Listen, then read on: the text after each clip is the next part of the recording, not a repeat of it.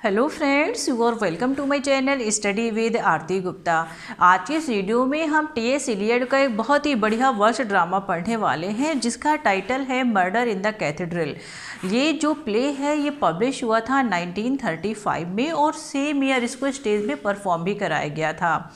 ये इसमें Thomas baked के असैसिनेशन के बारे में बताया गया है और टाइम पीरियड कौन सा है, तो 1170 का पीरियड था।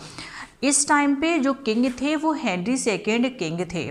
इसकी जो ओपनिंग होती है वो कोरस के साथ होती है। इसमें ये दिखाया गया है कि कैसे जो असैसिनेशन हुआ था टॉमस बैकेट का वो कैसे एग्जाइल में चले गए थे, क्यों चले गए थे, कितने दिन के बाद ये वापस आए, कैसे इनका कॉम्प्रोमाइज़ हुआ किंग के साथ या नहीं हुआ, क्या क्या रीज़न रहे और इनको क्यों असैसिनेट कर दिया गया। ये सारे आंसर्स तो आपको तब मिलेंगे जब आप इस वीडियो को लास्ट तक देखेंगे। तो ज़्यादा टाइम वेस्ट ना करते हुए आइए सीधा चलते हैं इसके प्लॉट की तरफ। फ्रेंड्स, ये जो प्ले है इसको 2 पार्ट्स में डिवाइड किया गया है। इसके जो सारे एक्शन हैं वो 2 दिसंबर से स्टार्ट होते हैं और 29 दिसंबर तक चलते हैं। जो प्ले की सेटिंग है वो है आर्क बिशप टॉमस बैकेट का हॉल है। प्ले की स्टार्टिंग होती है कोरस के सिंगिंग के साथ। जो कोरस का मतलब होता है ग्रुप ऑफ विमेन। इसमें बहुत सारी ग्रुप ऑफ विमेन हैं जो कि एक सॉन्ग गा रही हैं।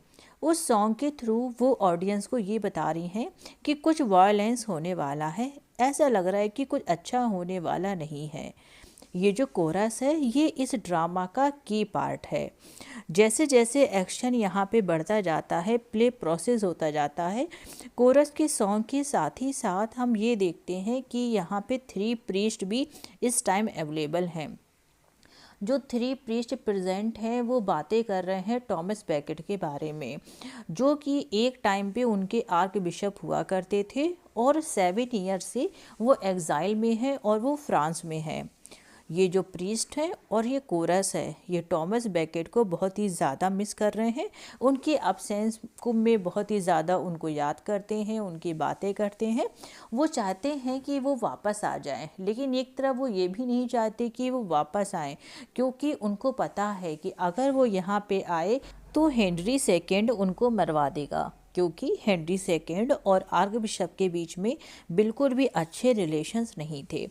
पहले उनके बीच में बहुत अच्छे रिलेशंस थे, लेकिन उसके बाद सबसे पहले ये जो टॉमस बैकेट थे इनको किंग हेनरी ने चांसलर बनाया हुआ था। उसके बाद ये धीमे धीमे करके रिलीजन की तरफ टर्न हो गए और ये आर्क बिशप बन गए। इन्होंने किंग हेनरी को जो सेकेंड थे उनको छोड़ दिया, जिसकी वजह से किंग हेनरी सेकेंड इनसे बहुत ज़्यादा नाराज़ हो गए, क्योंकि इन्होंने उनको धोखा दिया था। तो वो जो प्रीस्ट है और वो जो कोरस है वो बहुत याद करते हैं, लेकिन वो ये नहीं चाहते कि वो यहाँ पे वापस आएँ, क्योंकि उनके वापस आने के साथ ही साथ बहुत सारी चीज़ें ख़राब हो जाएंगी। अब जो पावर है वो पूरी तरीके से किंग के पास है। किंग के हिसाब से ही सब कुछ करना पड़ता है। तभी एक मैसेंजर आता है और वो बताता है कि जो टॉमस बैकेट है उनकी एंट्री इंग्लैंड में हो चुकी है। अब सब समझ जाते हैं कि कुछ ना कुछ यहाँ पे गड़बड़ होने वाला है।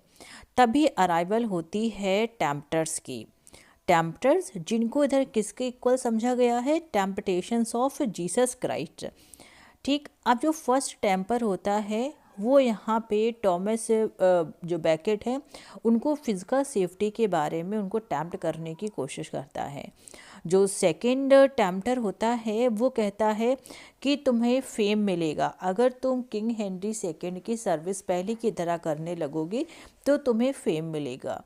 जो थर्ड टेम्पर होता है वो कहता है कि तुम मिलजुल के काम करो, तुम्हें एक चांस दिया जा रहा है कि तुम किंग के साथ मिल जाओ और जो बैरन्स हैं, जो बड़े बड़े ऑफिसर्स हैं, उनके कहने के अकॉर्डिंग तुम काम करो।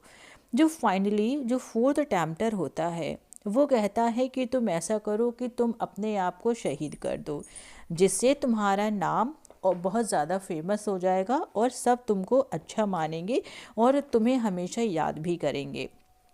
लेकिन जो टॉमस बैकेट होते हैं वो किसी भी चीज़ के लिए तैयार नहीं होते। इवन जो फोर्थ टेम्पटर होता है उससे तो बिल्कुल भी अग्री नहीं करते और बोलते हैं कि अगर मैं कुछ इस तरीके का काम करूँगा तो वो स्पिरिचुअलिटी के अगेंस्ट है, ये एक तरीके का सिन होगा और ये मैं काम बिल्कुल भी नहीं कर सकता।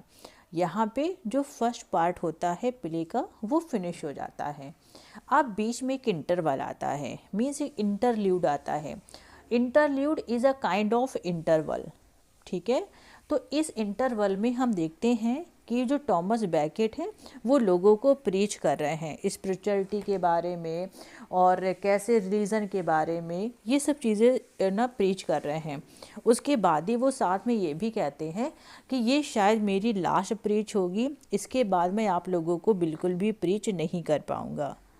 अब यहाँ पे इंटरल्यूड फिनिश हो जाता है और सेकेंड पार्ट स्टार्ट हो जाता है। जब सेकेंड पार्ट स्टार्ट होता है तो सेटिंग सेम वहीं पे है, मीन्स आर्क बिशप के हॉल की सेटिंग है कैथेड्रल के अंदर और आज जो डेट है वो है 29 दिसंबर 1170। अब यहाँ पे जो वो है टॉमस बैकेट है वो अपना प्रीच कर ही रहे होते हैं कि तभी 4 नाइट्स की एंट्री होती है। इनको रोकने की बहुत कोशिश की जाती है लेकिन ये चारों ही नाइट्स ज़बरदस्ती अंदर एंट्री कर जाते हैं और क्योंकि उनको पता था कि जो टॉमस बैकेट है इन्होंने हमारे किंग को फ्रस्ट्रेट किया है, उनको धोखा दिया है। लेकिन टॉमस बैकेट इस बात को मानने के लिए बिल्कुल भी तैयार नहीं होते, कहते हैं कि मैंने तुम्हारे किंग को धोखा नहीं दिया है।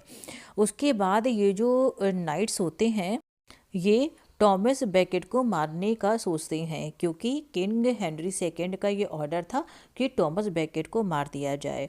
जैसे ही ये उनके ऊपर टॉमस बैकेट के ऊपर अटैक करते हैं तो जो प्रीस्ट होते हैं वो बीच में इंटरवेन करते हैं, बचाने की कोशिश करते हैं टॉमस बैकेट को और उनसे कहते हैं कि आप यहाँ से छोड़ के चले जाओ और अपने आप को सेव कर लो।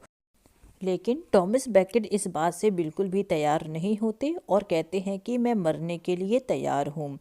उसके बाद जो कोरस होती है वो फिर से गाना गाना स्टार्ट कर देते हैं और इसी के बीच यहाँ पे टॉमस बैकेट का मर्डर कर दिया जाता है।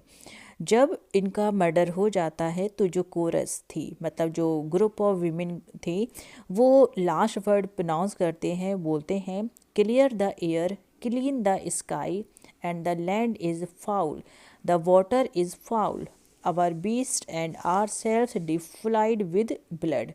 और यहाँ पे ही ये कोरस का सॉन्ग गाना बंद हो जाता है और बाद में ये जो 4 नाइट्स होते हैं ये स्टेज में आके अपने आप को डिफेंड करते हैं और ये बताते हैं कि हमने इसको टॉमस बैकेट को क्यों मारा और इसको मारना क्यों ज़रूरी हो गया था और यहाँ पे ही ये प्ले फिनिश हो जाता है। तो फ्रेंड्स आई एम श्योर कि आपको समझ में आ गया होगा। तो आज की वीडियो में बस इतना ही। Thank you so much.